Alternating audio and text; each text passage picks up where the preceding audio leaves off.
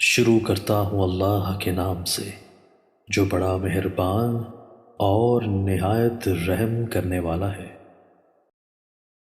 حضرت ابو مسعود انصاری رضی اللہ تعالیٰ عنہ بیان کرتے ہیں، ایک آدمی نبی صلی اللہ علیہ وآلہ وسلم کی خدمت میں حاضر ہوا تو اس نے عرض کیا، میری سواری ہلاک ہو گئی ہے، آپ مجھے سواری عنایت فرما دیں۔ آپ صلی اللہ علیہ وآلہ وسلم نے فرمایا، میرے پاس تو کوئی سواری نہیں۔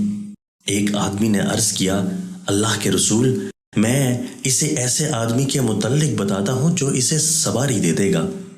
تو رسول اللہ صلی اللہ علیہ وآلہ وسلم نے فرمایا، خیر و بھلائی کی طرف رہنمائی کرنے والے کو اس بھلائی کو سر انجام دینے والے کی مثل اجر و ثواب ملے گا۔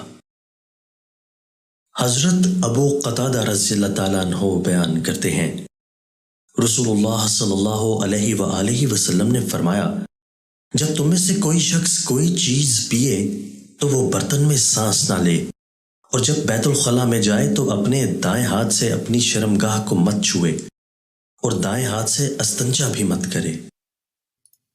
دوستو، اللہ تعالی ہمیں ان احادیث مبارکہ پر عمل کرنے اور اپنی زندگیوں کو سنوارنے کی توفیق عطا فرمائے۔